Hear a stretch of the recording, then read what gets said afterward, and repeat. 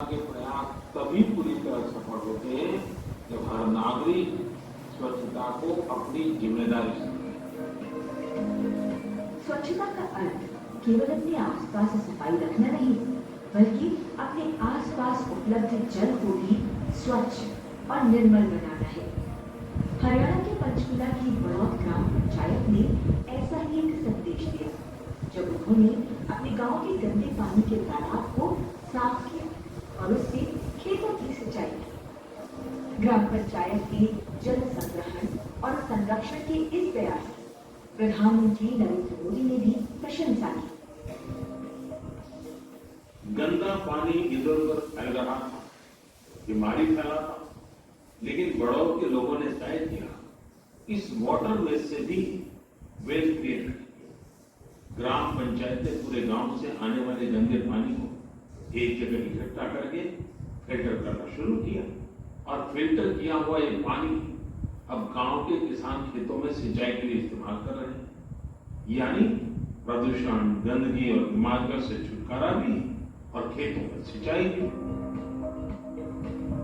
चलिए अब बात करते हैं हमारी ऐतिहासिक स्थलों की, जिसकी स्वच्छता की जिम्मेदारी भी हमारी ही है। इकोलॉजिकल प्रोटेक्शन ऑर्गेनाइजेशन एक ऐसी ही संस्था है जो साल 2004 से इस दिशा में काम कर रही है।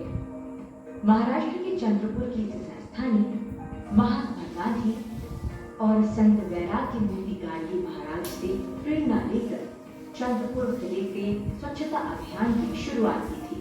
प्रधानमंत्री ने इस संस्था की मन की बात के माध्यम से प्रशंसा की थी।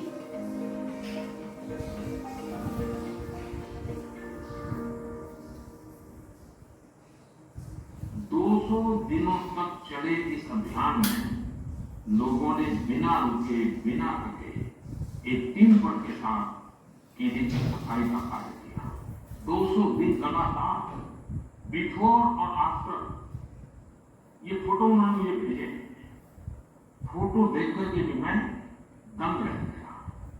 और जो भी इस फोटो को देखेगा, जिसके भी मन में अपने आसपास की गंदगी को देखकर कभी निराशा होती हो, कभी उसको लगता हो कि स्वच्छता का सपना कैसे पूरा होगा, तो मैं ऐसे लोगों को कहूंगा, इकोलॉजिकल प्रोटेक्शन ऑर्गेनाइजेशन के युवाओं को, उनके पसीनों को, उसके हौसले को, उनके संकल्प को उन जीती जागती तस्वीरों में आप देख सकते हैं।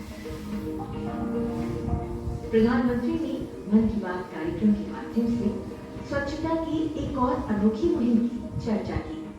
उन्होंने केरल की सबरीमाला मंदिर में श्रद्धालुओं के लिए चलने वाली पुण्यम पुन्कवनम परियोजना की जानकारी दी। इस परियोजना का उद्देश्य मंदिर में आने वाले श्रद्धालुओं को रिड्यूस, रीयूज और रिसाइकिल के फायदे समझाना है। जहाँ इतनी भारी संख्या में श्रद्धालु आते हो, जिस स्थान का इतना बड़ा महत्व हो, वहां स्वच्छता बनाए रखना इतनी बड़ी चुनौती हो सकती है। और विशेषकर उस जगह पर जो पहाड़ियों और जंगलों के बीच स्थित हो। लेकिन इस समस्या को भी संस्कार में कैसे बदला जा सकता है, समस्या में से उभरने का रास्ता कैसे खोजा जा सकता है, और जन भागीदारी की क्या ताकत होती है, ये अपने आप में सबरीमाला मंदिर एक उदाहरण के तौर पर है। पी विजयन नाम के एक पुलिस अफसर ने पुण्यम पुन्कवनम एक प्रोग्राम शुरू किया और उस प्रोग्राम के तहत स्वच्छता के लिए जागरूकता का एक शैक्षिक अभियान शुरू किया और एक ऐसी परंपरा बना दी कि जो भी यात्री आते हैं उनकी यात्रा तब तक पूरी नहीं होती जब तक कि वो स्वच्छता के कार्यक्रम में कोई शारीरिक श्रम न करते। प्रधानमंत्री की स्वच्छ भारत की मुहिम को लोगों ने हाथों हाथ लिया। खासतौर पर युवाओं ने इसमें बढ़ चढ़कर हिस्सा लिया।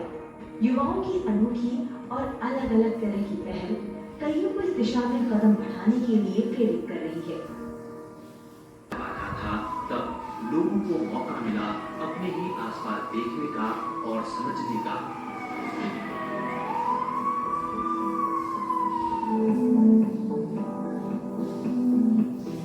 ऐसे ही है कर्नाटक के अनुवी और विनुषा, जो कि सोमेश्वर समुद्र तट की सफाई के काम में जुटे हुए हैं।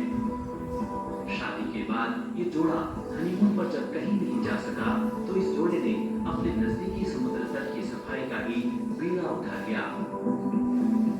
कर्नाटका के युवा दंपति अनुदीप और मीनूषा। अनुदीप और मीनूषा ने अभी पिछले महीने नवंबर में ही शादी की है। शादी के बाद बहुत से युवा घूमने फिरने जाते हैं, लेकिन इन दोनों ने कुछ अलग किया। ये दोनों हमेशा देखते थे कि लोग अपने घर से बाहर घूमने तो जाते हैं, लेकिन जहां जाते हैं वहीं ढेर सारा कूड़ा कचरा छोड़कर आ जाते हैं।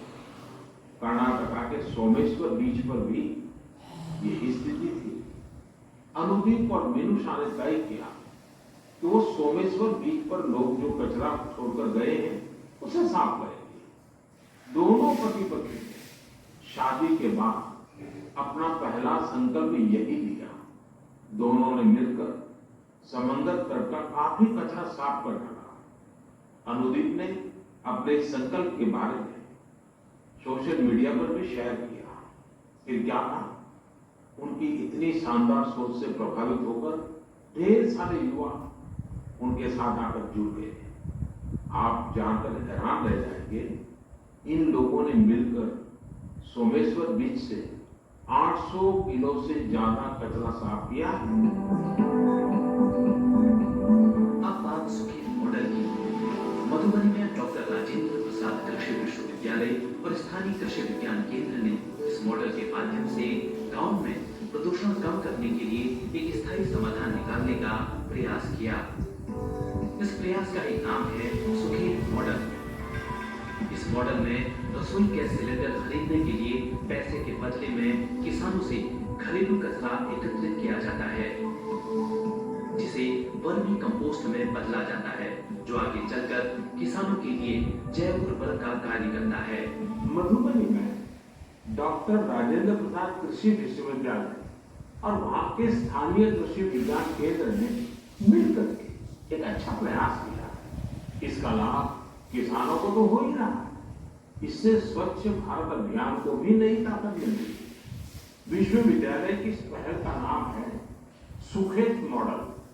सुखेत मॉडल का मकसद है गांवों में प्रदूषण को कम करना। इस मॉडल के तहत गांव के किसानों से गोबर और खेतों घरों से निकलने वाला अन्य कचरा इकट्ठा किया जाता है और बदले में गांव वालों को रसोई गैस सिलेंडर के लिए पैसे दिए जाते हैं। जो कचरा गांव से एकत्रित होता है उसके निपटारे के लिए वर्मी कंपोस्ट बनाने का भी काम किया जा रहा है। यानी सुखेत मॉडल के 4 लाभ तो सीधे सीधे नजर आते हैं।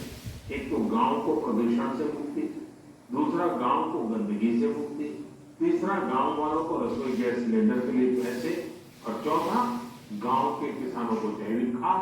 आप सोचिए, इस तरह के प्रयास हमारे गांवों की शक्ति कितनी ज्यादा बढ़ा सकते हैं। यही तो आत्मनिर्भरता का विषय है। स्वच्छता अभियान से लोग सालों से जुड़े हुए हैं। महाराष्ट्र के पुणे जिले के चिंचवाड़ के चंद्रकांत दामोदर कुलकर्णी भी इन्हीं लोगों में से एक हैं।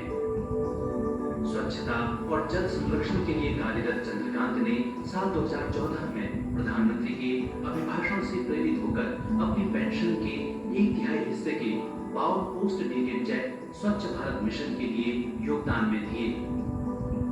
चंद्रकांत दामोदर कुलकर्णी हर किसी के लिए एक प्रेरणा है। स्मार्ट सिटी के कार्यक्रम के निमित्त पुणे जब गया था तो वहां मुझे श्रीमान चंद्रकांत दामोदर कुलकर्णी और उनके परिवारजनों से मिलने का सौभाग्य मिला। आप जानते हैं क्या कारण?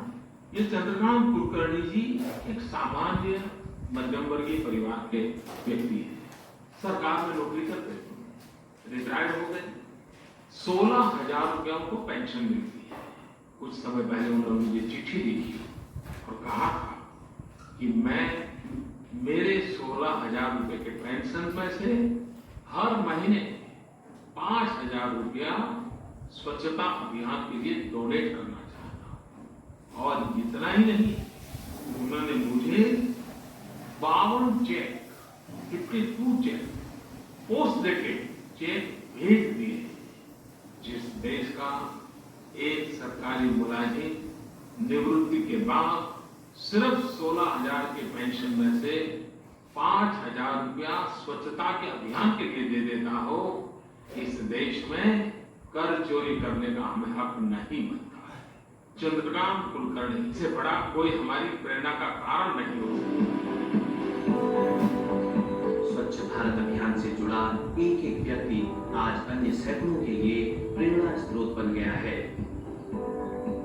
इसी प्रकार से एक कड़ी के रूप में ये कार्य धीरे धीरे आगे बढ़ रहा है। ब्यूरो रिपोर्ट, संसद टीवी।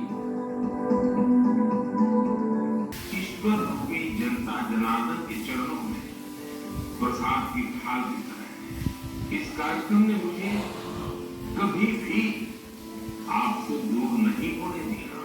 मन की बात मेरे लिए तो दूसरों के गुणों की पूजा करने की तरह ही रहा। मन की बात में पूरे देश के कोने कोने से